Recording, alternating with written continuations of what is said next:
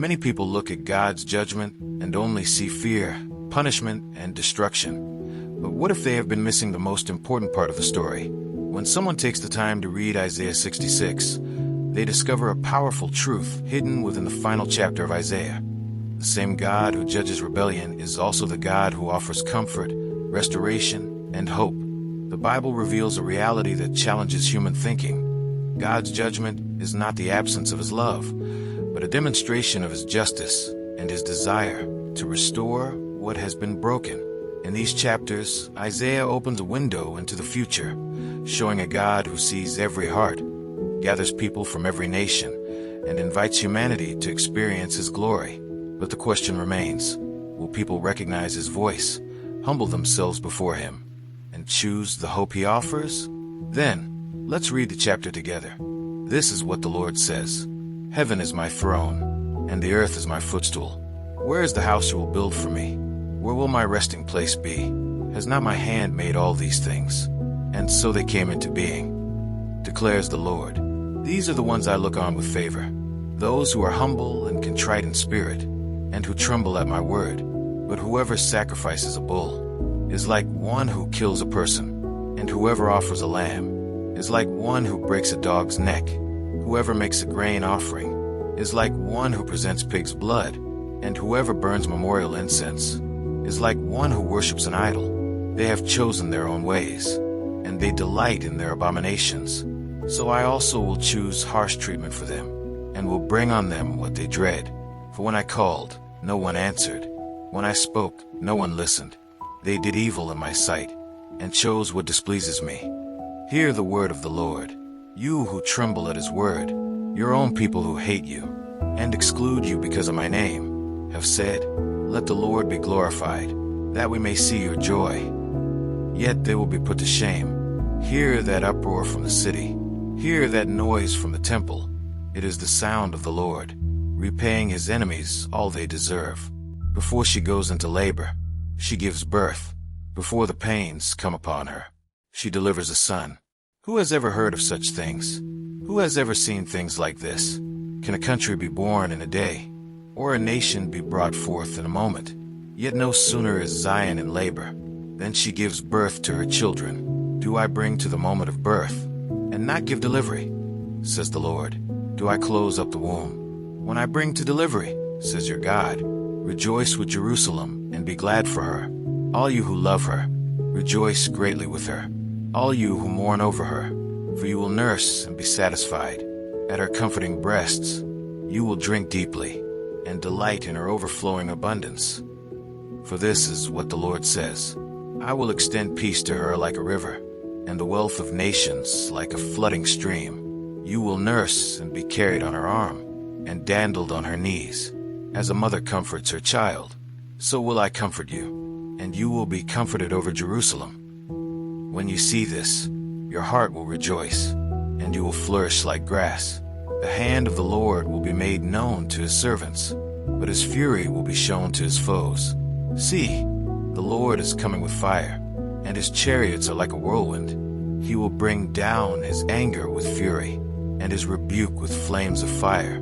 For with fire and with his sword, the Lord will execute judgment on all people, and many will be those slain by the Lord, those who consecrate and purify themselves to go into the gardens, following one who is among those who eat the flesh of pigs, rats, and other unclean things. They will meet their end together with the one they follow, declares the Lord. And I, because of what they have planned and done, am about to come and gather the people of all nations and languages, and they will come and see my glory. I will set a sign among them, and I will send some of those who survive to the nations, to Tarshish, to the Libyans and Lydians, famous as archers, to Tubal in Greece, and to the distant islands that have not heard of my fame or seen my glory. They will proclaim my glory among the nations, and they will bring all your people from all the nations to my holy mountain in Jerusalem as an offering to the Lord, on horses, in chariots and wagons, and on mules and camels, says the Lord. They will bring them, as the Israelites bring their grain offerings, to the temple of the Lord in ceremonially clean vessels, and I will select some of them also to be priests and Levites, says the Lord. as the new heavens and the new earth that I make will endure before me, declares the Lord. So will your name and descendants endure, from one new moon to another, and from one Sabbath to another. All mankind will come and bow down before me, says the Lord, and they will go out and look on the dead bodies of those who rebelled against me. The worms that eat them will not die. The fire that burns them will not be quenched, and they will be loathsome to all mankind. Let's say a quick prayer to thank the Lord for His mercy. Father, thank you so much for allowing us to learn from your word today. Thank you for the lessons found in Isaiah 66, and for reminding us that you are a God who sees our hearts, who corrects us with love, and who offers us hope even when we need to change. Lord, help us not to keep this knowledge only in our minds, but to carry it into our daily lives. Teach us to have a humble heart, to listen to your voice, and to live with sincerity before you. Help us leave behind anything that takes us away from your presence and guide our choices, our words, and our actions.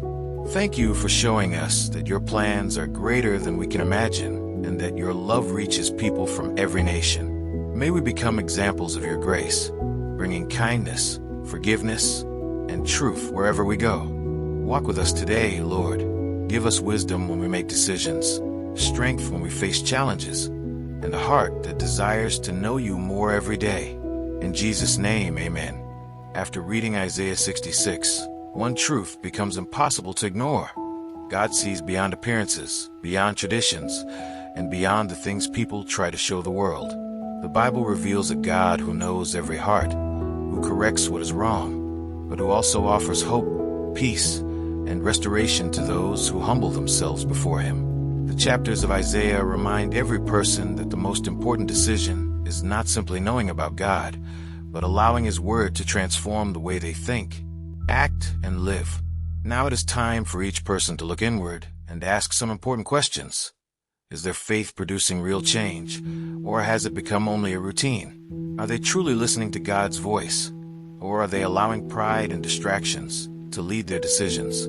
The message of Isaiah 66 invites everyone to choose humility, obedience, and a deeper relationship with the Creator, because the future belongs to those who are willing to walk according to His truth. The challenge is simple but powerful. Take what was learned today and put it into practice. Spend time reading the Bible, seek God in prayer, forgive someone who needs forgiveness, and allow His wisdom to guide everyday choices. Small steps of obedience can create a transformation that changes not only a person's life, but also the lives of those around them.